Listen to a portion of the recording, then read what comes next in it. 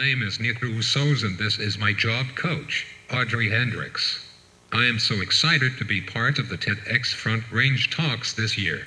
I am a man living with spastic cerebral palsy, a complication which developed at birth. As a result, my vocal cords do not speak my words. It is ironic that someone like me, who speaks differently than most people, is giving a TED Talk at this TEDxFrontRange event. It just goes to show how far technology, and more importantly humanity, has come. It was not long ago that people like me were expected to live silent and lonely lives in institutions. I imagine the people left without support, and how hurt and scared they must have felt. When someone is told that they have nothing to give to society, it makes it easy to give up. What motivation is there to try if there is no one to feel the impact of your contribution? I am one of the fortunate ones. I have always been identified as an individual. No one who surrounded me when I was a young child ever doubted I was a funny, intelligent, and fully capable guy.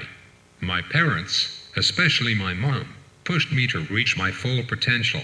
I have been given almost every opportunity available to move my body and expand my mind. From an early age, my family and caregivers challenged me both physically and intellectually. I went to school, just like the rest of my peers. I learned to read in a couple of different languages. I studied geography, math, and science. In addition to school, I spent much of my day in rehabilitation, breathing therapy, and physical therapy. It was exhausting. I had a lot of people making me work. I could have given up, but, honestly, I don't think anyone would have let me. All of the therapy and attention I received in my past has helped me push forward and stand up for what I need. This outside support developed my internal drive. I learned very early on that I was going to determine my own success. My early years were far from typical, not just because I was born with cerebral palsy.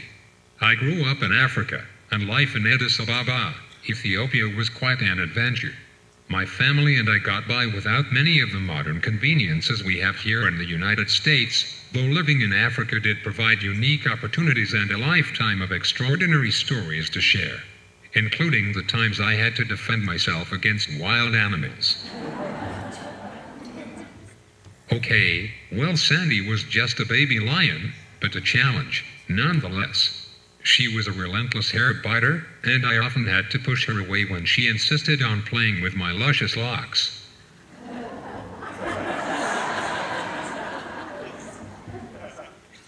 I have published one children's book about the lion cub, Sandy, and our adventures together, and I am working on a second book about another African animal from my childhood. Sorry, guys, I am not revealing that big secret today. You will have to wait until the book is published to find out which animal I am writing about. I love to give presentations to children and adults of all ages and abilities. My goal is to inspire everyone to look beyond themselves and their limits. I want everyone to learn to be awesome. Here is a better visual of how awesome is put into action. My name is Nick Roussos. I have cerebral palsy, which means I use a wheelchair to get around and a special computer called Echo 2 to communicate.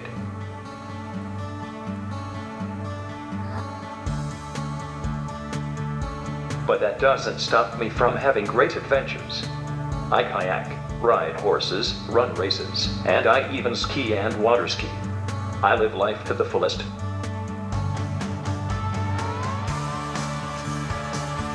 Nick loves kids, and we spend a lot of time in the classrooms, and I really feel like he makes a big difference there. He encourages them to live their lives to the fullest, and he shows them that a person can be successful and happy no matter what challenges they face.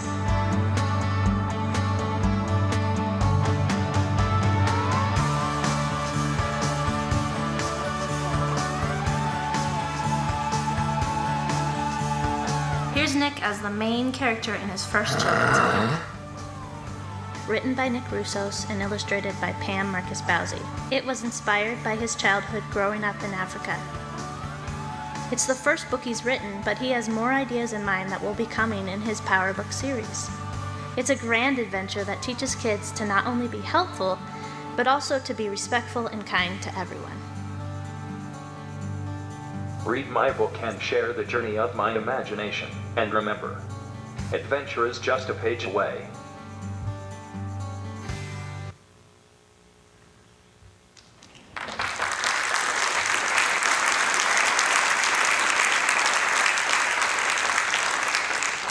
So, you were probably wondering how I went from living in rural Africa to becoming an author and entrepreneur here in Colorado. Well, that is a long and sometimes difficult story, one I never could have imagined while sitting in the African bush as a child. What I have learned, though, is that we should never put limits on our imagination. If we can think it and make a plan to accomplish a goal, most often we can reach our dreams, if we have the courage to try. Sometimes our biggest obstacle is simply not trying. I choose to make my life an adventure. That kind of thinking gives me the power to courageously face challenges that come my way. Our abilities and disabilities are only part of who we are. I challenge you to not let your level of ability or how you look define you. Instead, use them as tools to reach out to the world and achieve something bigger than yourself. This is a new generation characterized by acceptance and inclusion. A time filled with many opportunities to achieve a full life, to participate in every area of living, working, and playing with far less limitations than ever before. It is a wonderful age of diversity. I hope to encourage our generation to continue to accept and celebrate our differences and similarities. We have more in common than you think, and we have more to learn from one another than you can ever imagine.